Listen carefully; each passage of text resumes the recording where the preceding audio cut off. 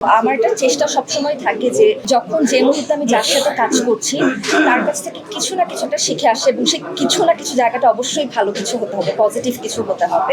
Dreamy কিনা জানি না, আমি সময়ের সাথে খুব বিশ্বাসী, আমি ভাগ্যে খুব বিশ্বাসী। আমার পাশে আমার সিনিয়র বড় ভাইয়া বসে আছেন, আমার মনে হয় প্রশ্নটাকে তাকে দিয়ে শুরু করলে ভালো হতো, একটু ভয়টা কম পেতাম আমি। আচ্ছা হ্যাঁ, এটা আমার জন্য আসলে খুব আনন্দের বিষয় যে এই জায়গার থেকে গত মাসে আমরা মানে ঠিক 1 মাস আগে শেকরের মহরত অনুষ্ঠিত হয়েছিল এবং ঠিক 1 মাস পরে আবার নতুন আরেকটা সিনেমার কথাবার্তা হয়েছে। মহরত অনুষ্ঠিত হলো সংবাদ সিনেমার। ভীষণ ভালো লাগছে এবং একই সাথে ভয়ও লাগছে, কারণ মাত্র একটা সিনেমার কাজ করে আসলাম, হাতে সময়টা খুব কম, আরেকটা সিনেমার জন্য প্রস্তুত হতে হবে নিজেকে। জাস্ট সবার কাছে দোয়া চাই যাতে করে ভাইয়া যেটা বললেন যে আমার চরিত্রটির নাম রূপা, রূপা চরিত্রটা যাতে হয়ে উঠতে পারে তার জন্য সবার কাছে দোয়া চাই এবং শুভকামনা আছে। আমরা খুবই লাকি যে আমাদের নির্মাতা শুধুমাত্র নির্মাতা নন, তিনি একাধারে অভিনেতা, তিনি গীতিকবি, তিনি নির্মাতা। তো একটা মানুষ যখন বহু গুণে গুণান্বিত এবং যিনি যে জায়গাটা এবং যিনি আমি এখন এই মুহূর্তে যে অবস্থানে আছি তিনি সেই অবস্থানটা আমার জন্মের আগেই পার করে এসেছেন এবং তিনি একজন প্রুফড অভিনেতা। তো সেই জায়গা থেকে না আমি আসলে একদমই টেনশনই নিচ্ছি না।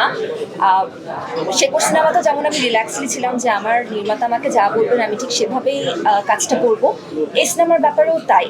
তবে হ্যাঁ, ছোট্ট একটা পার্থক্য আছে, যেহেতু সময়ের একটা ব্যাপার আছে, বলাই আছে এখানে যে untold story of 1871, stolen story from 1871। So হ্যাঁ, একটু তো থাকে না যে একটু তো আমার নিজের মধ্যে ভয় আছে যে 1871 সালের আমি যদি জন্ম নিতাম 1871 সালে তাহলে আমি দেখতে কেমন হতাম। তো দেখি রূপা চরিত্রটিকে আমি সেভাবে ফুটিয়ে তুলতে পারি কিনা। প্ল্যাটফর্মের গল্প স্ক্রিপ্টই হোক না কেন বা কাজ করাই হোক না কেন, সেখানে সবার প্রথমেই আমি আসলে গল্পটাকেই প্রাধান্য দিয়েছি এবং গল্পটাকেই প্রাধান্য দিতে আমি ভালোবাসি। একই সাথে আমার চরিত্র, তারপর আসলে নির্মাতার দিকে যায়, কারণ আমার চরিত্রটাও খুব সুন্দর, গল্পটাও খুব সুন্দর, কিন্তু নির্মাণটা আসলে সুন্দর হলো না, তখন তো ব্যাপারটা দেখতে ভালো লাগবে না।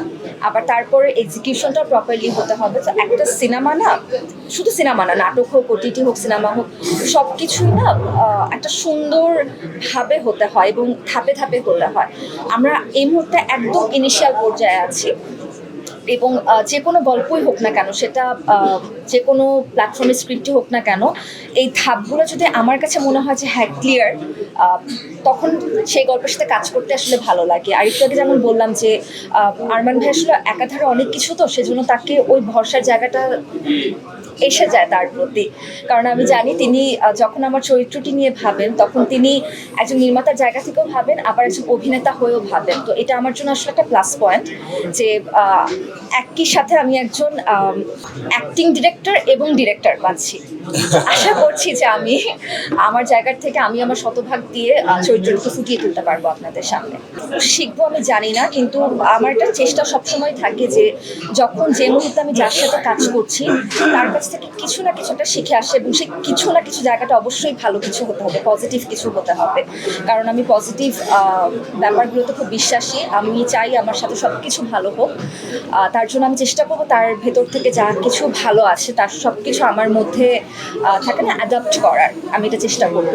আর প্রথম প্রশ্নের উত্তর হচ্ছে ড্রিমি কিনা জানি না, আমি সময়ের সাথে খুব বিশ্বাসী, আমি ভাগ্যে খুব বিশ্বাসী। হয়তোবা এই মুহূর্তে এটাই আমার ভাগ্যে ছিল, হয়তোবা এটাই এই মুহূর্তে আমার রিজিকে ছিল যে একসাথে সব কিছু আমি পেয়ে যাব। এখন স্বাধীনতা অর্জন করা কিন্তু সহজ, স্বাধীনতা রক্ষা করা কঠিন।